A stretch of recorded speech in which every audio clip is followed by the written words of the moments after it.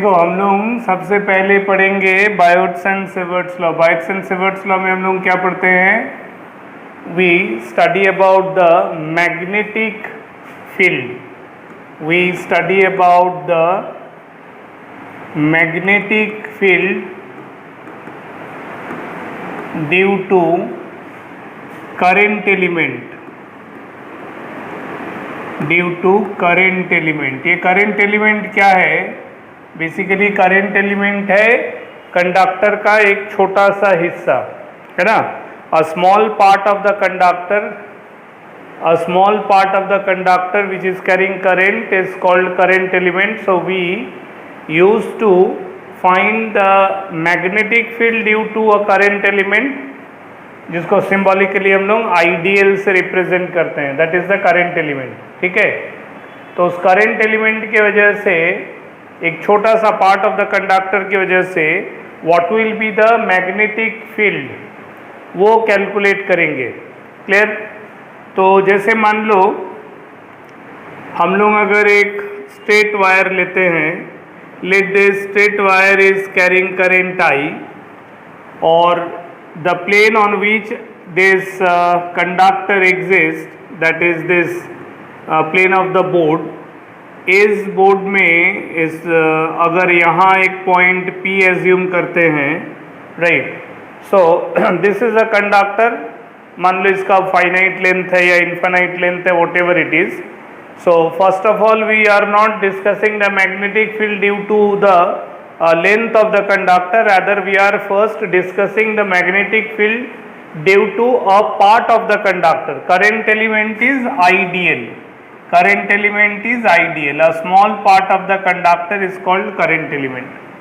तो जब हम इस पूरा कंडक्टर में एक छोटा सा पोर्शन को, मान लो ऐसे एक छोटा सा पोर्शन को दिखा रहे हैं, ठीक है, तो this is of length dl। तो current carrying through this small part of the conductor into the length of the conductor is the current element। और current element के साथ required point को join करने से जो वेक्टर बनता है, that is called radius vector। Okay, हम लोग इस current carrying conductor का हर पॉइंट को, current carrying conductor का हर पॉइंट को अगर हम पॉइंट P से ज्वाइन कर दे, तो जो पॉइंट P से ज्वाइन करेंगे, ठीक है ना, तो हमको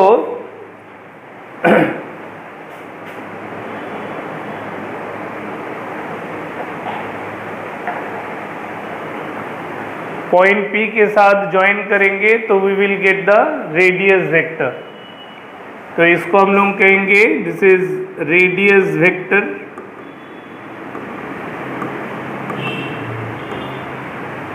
तो ये जो मैग्नेटिक फील्ड का वैल्यू होगा due to the current element, उसको कहेंगे dB, चूँकि एक वेक्टर है। dB is equal to this the magnetic field vector, magnetic field vector due to the current element, due to the current element ideal at point P having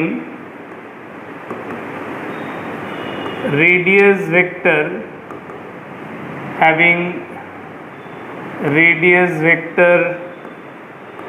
r।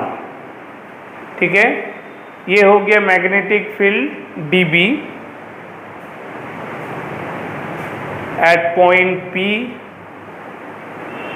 where r vector is the radius vector, ideal is the current element। अब point P is this, dB is the magnetic field। magnetic field আসছে ওটা, এর জন্য যে magnetic ফিল্ডটা হবে, so that dB will be actually into the plane, this will be the dB vector।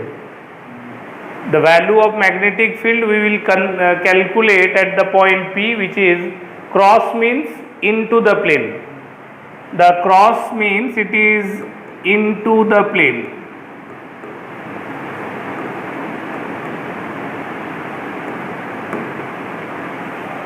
The cross at the point P is representing the inward direction of the magnetic field. These lines are magnetic field means the magnetic flux induction or the number of magnetic lines of force per unit area of cross section. Okay, magnetic field means we talk about the magnetic field induction means strength of the magnetic field. So the value of magnetic field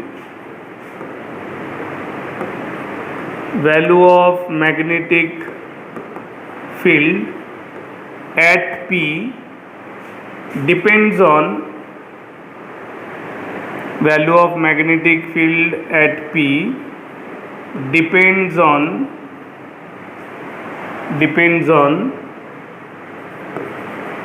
the current element,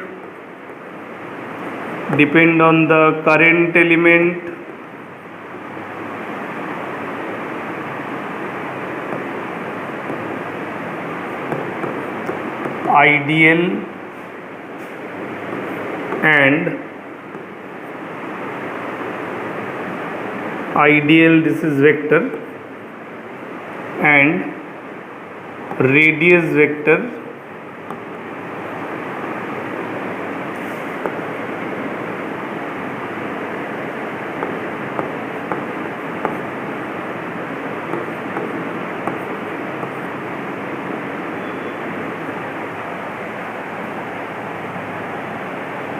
okay. So primary dependence of the value of magnetic field at P depends on current element vector, ideal and radius vector R. So this dB vector, therefore this dB vector magnitude of or rather I can write down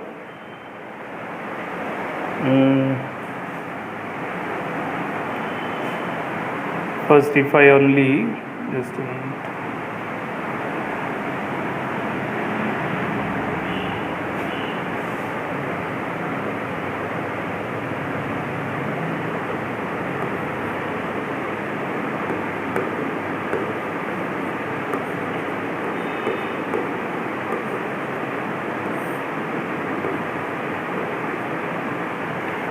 dB is actually, it is directly proportional to ideal cross R by R cube. Ideal cross R, that is, it depends on the cross product of the current element and radius vector, and it also depends on the magnitude of that radius vector. In the denominator part it is R cube, that means it is only the magnitude. When I am writing only R without an arrow, that means we are talking about the length of the magnitude of the radius vector, and whenever we are using R vector, so it is the radius vector. Okay, so ideal cross R by R cube. This can further be written as this dB vector is equal to mu naught by 4 pi. This is the proportionality constant, mu naught by 4 pi, that into ideal vector cross R vector divided by R cube into n cap. Actually we should write down n cap also, because so long as we are representing the vectorial form of dB, then we must express it with a vector, because we know that whenever we will multiply two vectors in the cross product, the multiplication of two vectors in cross product gives us a vector quantity only. याद है ना, हम लोग vector का product पढ़ते हैं तो वहाँ डॉट प्रोडक्ट और क्रॉस प्रोडक्ट का बात है. So when ever it is a cross product used in physics means the resultant quantity will be a vector. So that's why I am keeping the vectorial form. So long as I am writing the dB with an arrow, that means I am talking about the vector form of dB. So vector form of dB must be having a direction. So n cap is representing where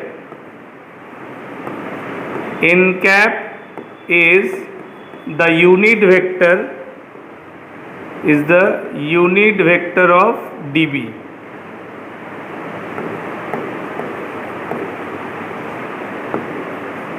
That means dB vector must be having a direction, so that direction will be decided by the presence of unit vector. As for example, suppose when we represent 2 I cap as a vector, so that means 2 is the magnitude, I cap represents the direction of the vector. So presence of unit vector just represents the directional significance. Okay. So here also n cap is the unit vector of dB, and the magnitude of dB will be decided by the rest part of it. So now one more thing, why I have drawn cross. So here we can see that whenever we multiply two vectors in the cross product, its resultant is a vector quantity and direction of that vector must be perpendicular to the plane of IDL and R. So as because IDL as well as R, both of them are appearing on my board. Okay, so on the surface of this board, so anything which is perpendicular to the surface of the board means a line going either inward or outward.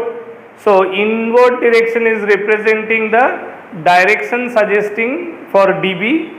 Okay, n cap must be perpendicularly into the plane, because we know that the cross product of two vector must always be perpendicular to the plane containing them. So here the plane of board is containing IDL as well as radius vector. So their product must be perpendicular to the plane of IDL and R. That's why it is directed inward, right?